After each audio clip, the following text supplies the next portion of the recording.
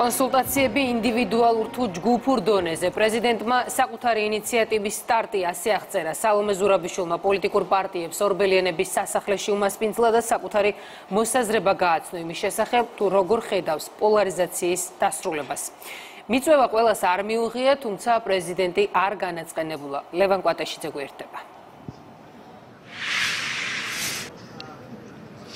არაოფიციალურ გარემოში მიმდინარე შეხვედრა დიდი ალბათობით გახდება პოლიტიკური დიალოგის დაწყების საფუძველი, თუმცა დასრულდება თუ არა ეს დიალოგი კონკრეტული შედეგით საუბარი არის შერიგებაზე, ჯერჯერობით ამაზე წინასწარ საუბარი არის საკმაოდ რთული, თუმცა ის პროცესი, რომ ეს იქნება აუცილებლად ხანგრძლივი, ამის შესახებ დღეს საკმაოდ ვრცლად ისაუბრა პრეზიდენტმა სალომე ზურაბიშვილმა პოლიტიკური ძალების წარმომადგენელთა მიღების დროს. მან ხაზი გაუსვა პირველ რიგში შერიგებას და გააკეთა განმარტება რა იგულისხმა შერიგებაში და მისივე სიტყვებით, რომ გადმოვცეთ მას შერიგებას ურჩევნია უწოდოს ეროვნული თანხმობა.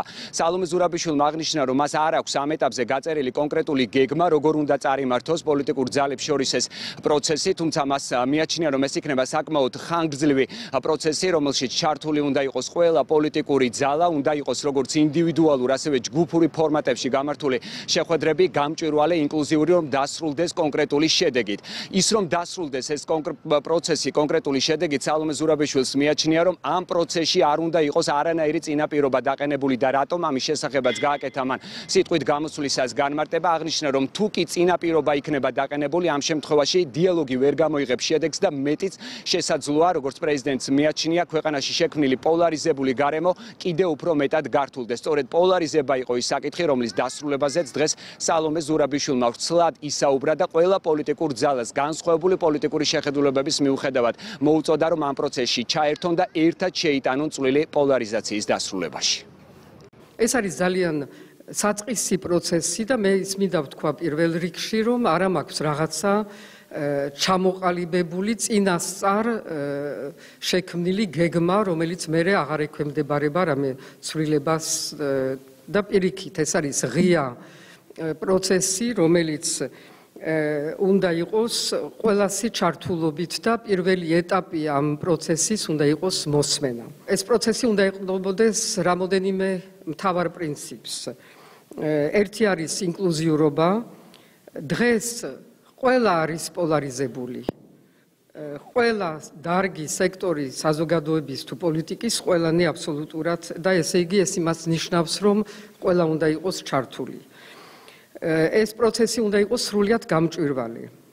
დაიწყება კონსულტაციებით ინდივიდუალურ თუ ჯგუფურ დონეზე, ყველა სფეროს მონაწილებით. ამ პროცესის დაწყებას არ შეიძლება წინ უსწრებდეს რამე ფორმის წინაპირობა.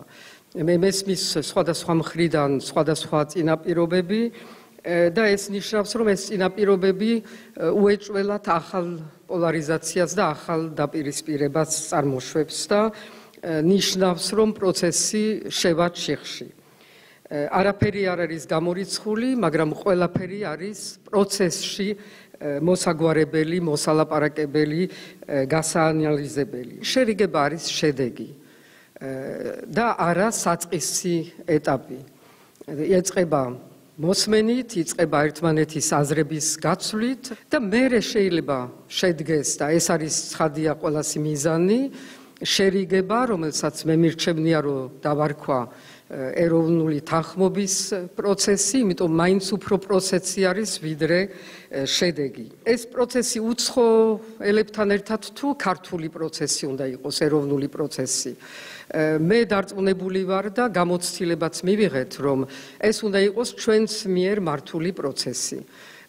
ჩვენ მივედით იმის ბოლომდე, რომ გარედან რაც არ უნდა იყოს ძალისხმევა, მონდომება ჩვენი პარტნიორების, იმათ არ აქვთ შიგნიდან ის გაგება ამ პროცესების, რომ მართონ ასეთი მძიმე, ძლიერი პროცესი და ხანგრძლივი. იმიტომ ეს არ იქნება ორიოდე დღის პროცესი.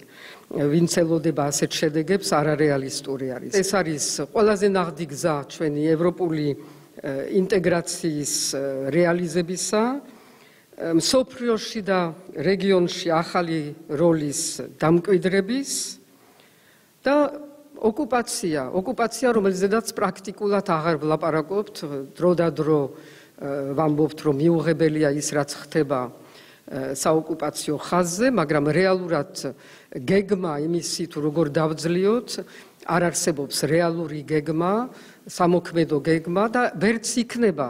იმიტომ ქვეყანა, რომელიც არ არის გაერთიანებული შიგნით, ვერ ისაუბრებს თავის ოკუპირებულ ტერიტორიებზე გაერთიანებაზე. ეს არის ანაბანა.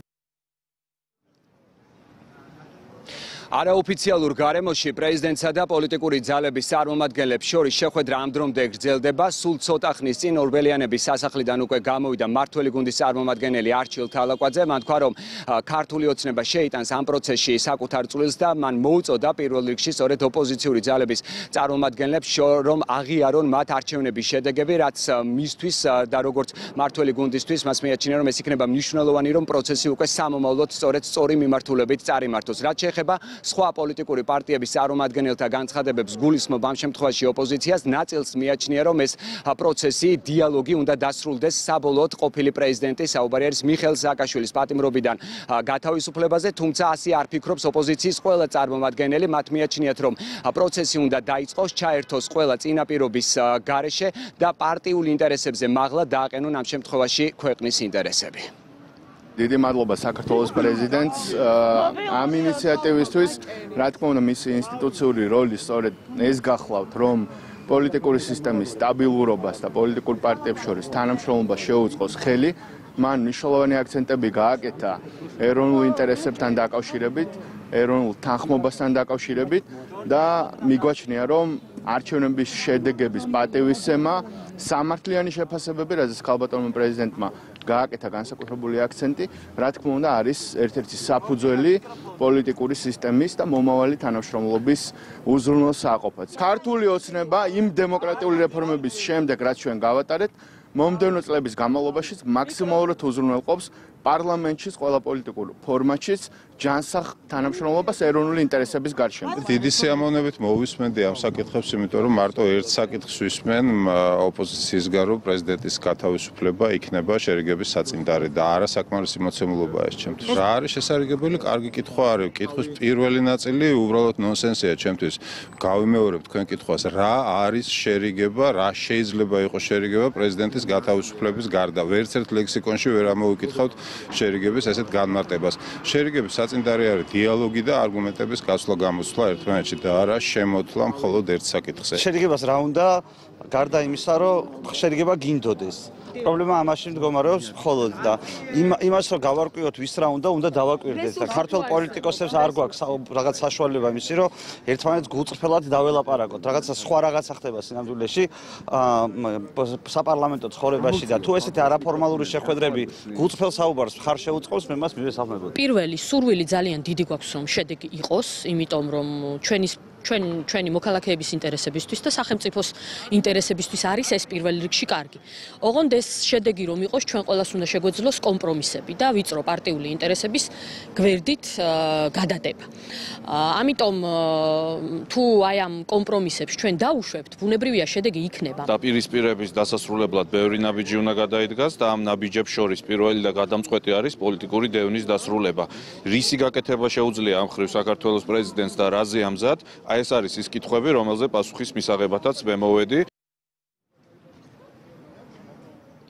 დღევანდელ შეხვედრას არ ესწრება ერთიანი ნაციონალური მოძრაობა, ის რომ ყოფილი სახელისუფლებო გუნდი არ მოგავიდოდა დღეს ორბელიანების სასახლეში პრეზიდენტის მიერ გამართულ მიღებაზე. ამის შესახებ ჩვენ უკვე დღის პირველ ნახევარში ვიცოდით. ერთიანი ნაციონალური მოძრაობის თავმჯდომარე თქვა, რომ ფორმატი და ის შეხვედრა, რომელიც ამ წუთებში მიმდინარეობს პრეზიდენტსა და პოლიტიკური პარტიების წარმომადგენლებს შორის, არ იძლევა იმის საშუალებას, რომ ეს პროცესი დასრულდეს კონკრეტული შედეგით. ნიკა მელიამ თქვა, რომ თუ კი სამომავლოდ სხვა საქმიანი ფორმატი იქნება, ისინი აუცილებლად მიიღებენ მონაწილეობას.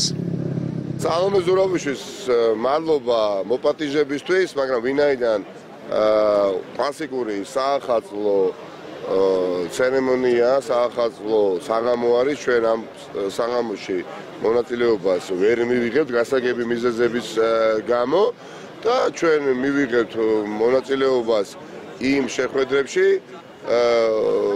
რომელსაც როგორც ხალბატონი ზურაბიშვილი აანონსებს, ადგილი ექნება უახლოეს მომავალში. ეს არის პატარა დისკოტეკა. თუ შეიძლება შეიტყვას. შეუძლება რომელსაც ატარებს პრეზიდენტი ახალ წელს საშობაოდ სააღდგომოდ და კიდე რაღაც დღესასწაულთან დაკავშირებით საქმიანი შეხვედრა პრეზიდენტთან როდესაც იქნება ნაციონალური მოძრაობა დაждდება მასთან და მოლაპარაკების მაგიდაზე სხვა ოპოზიციურ პარტიებთან ერთად. როდის და რა ფორმატით დაიწყება პოლიტიკურ ძალებს შორის მოლაპარაკებების პროცესი, ამას ჩვენ უკვე უახლოეს პერიოდში ვნახავთ. წინასწარი განწყობების შესახებ კი უკვე ისაუბრეს პოლიტიკური პარტიების ლიდერებმა. შეხვედრას რაც შეეხება ორბელიანების სასახლეში, ის ამ დრომდე გრძელდება.